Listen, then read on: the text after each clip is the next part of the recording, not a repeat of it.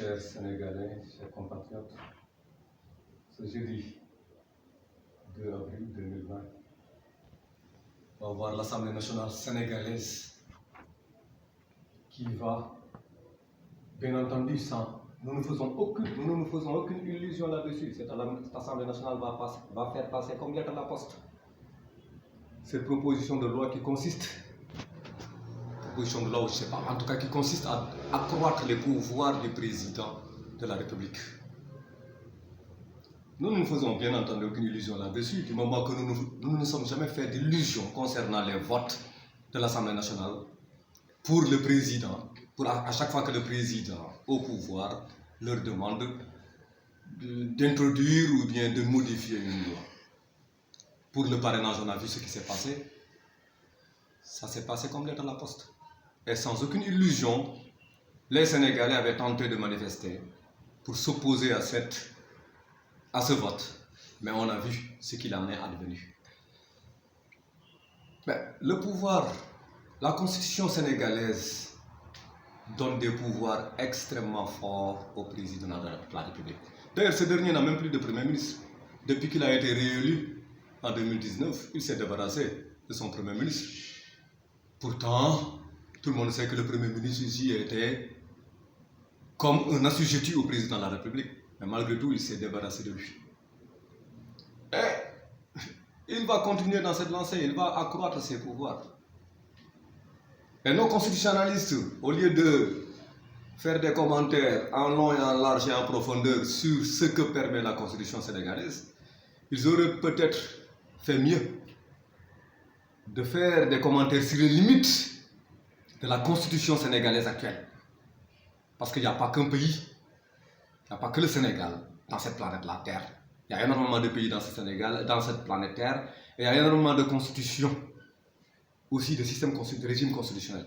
Ils auraient pu nous faire des commentaires concernant des commentaires comparés de ces régimes constitutionnels par rapport à celui du Sénégal.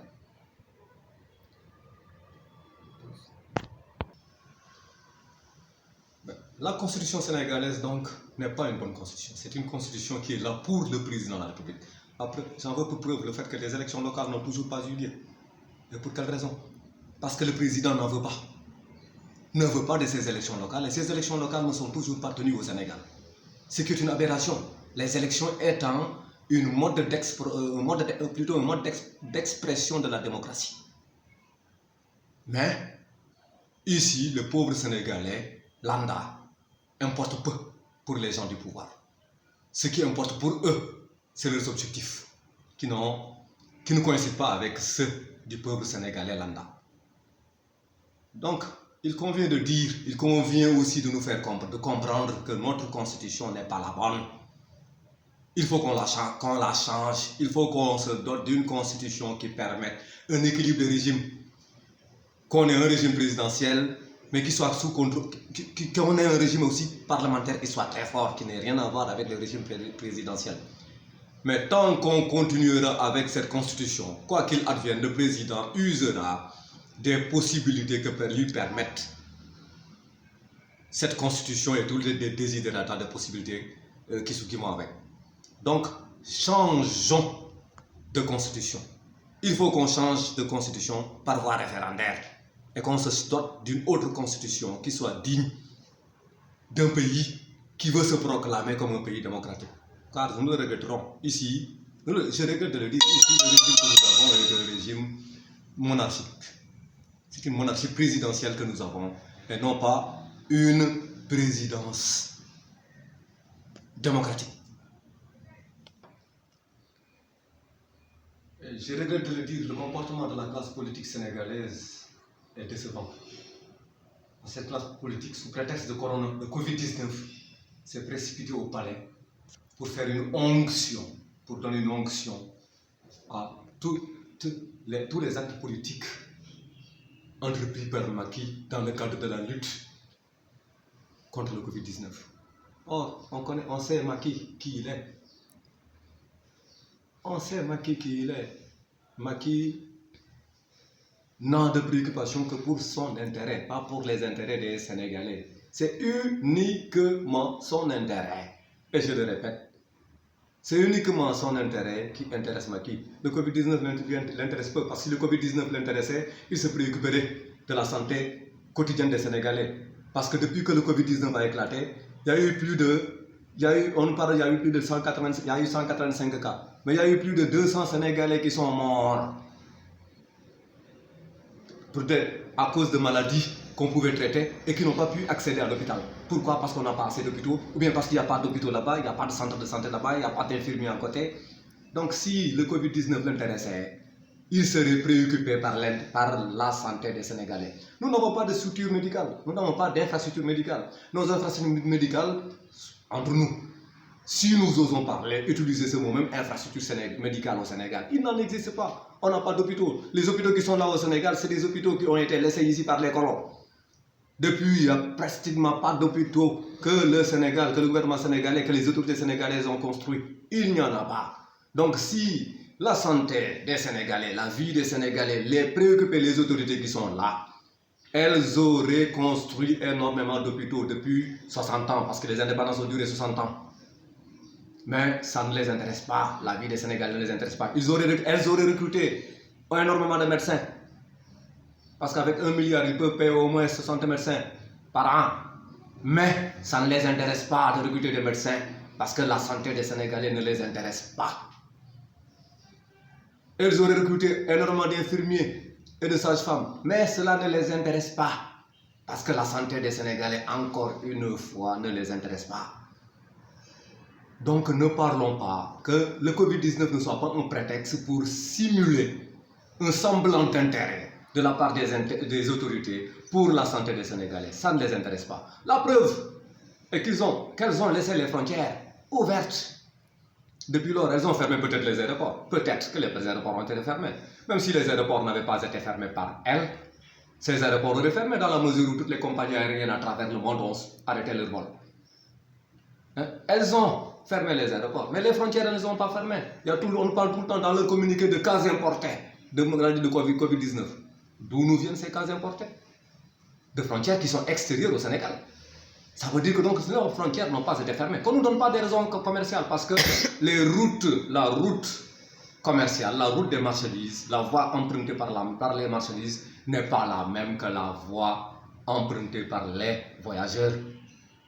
Donc on peut bien fermer la frontière aux voyageurs tout en laissant les marchandises entrer dans le pays. Et j'en veux pour preuve leur décision de mettre en quarantaine le transport au sein de chaque région. Pourtant, les régions ici se complètent. Il y a des régions agricoles ici qui envoient leur production à Dakar. Ah, elles n'ont pas fait ce réflexe, ces autorités, en fermant ces régions-là. Elles ont arrêté le transport entre frontières, intra plutôt régional. Elles n'ont pas songé à cela, à l'argument comme quoi les marchandises seraient bloquées. Pourtant, ici, les régions se complètent agricolement parlant. Donc, qu'on n'essaie pas d'attirer la compassion des Sénégalais en disant que oui, les autorités se mobilisent pour le Covid-19. Si les autorités voulaient se mobiliser contre des maladies qui sont là et qui tuent chaque année des milliers et des milliers de Sénégalais, ces autorités auraient renoncé à leur caisse noire et auraient renforcé le budget de la santé avec la caisse noire du président et avec la caisse noire du président de la République et la caisse noire du président de l'Assemblée nationale et d'autres caisses noires. Mais les autorités ne sont pas émues par le sort subi par beaucoup de Sénégalais qui souffrent de maladies, qui souffrent de la perte de leurs parents aussi, que la mort a emporté par suite de maladies. Entendons-nous bien, le Covid-19 est une maladie grave, très contagieuse. Nul n'ose contester cela à travers cette terre. Là où des spécialistes se sont déjà prononcés, ce n'est pas moi qui prétendrai le contraire. C'est une maladie extrêmement grave et extrêmement contagieuse. Et donc il convient que les autorités mobilisent les moyens de ce pays. Parce que ce ne sont pas les moyens des autorités, mais ce sont les moyens de ce pays, des pauvres Sénégalais qui suivent nuit et jour. Mobiliser les moyens de ce pays et leurs ressources pour aider les Sénégalais à faire face, à contenir donc ce Covid-19. Mais au vu des dégâts colossaux que le Covid-19 est en train de faire à travers le monde, je ne peux qu'être découragé par les moyens qui ont été déjà arrêtés ici au Sénégal.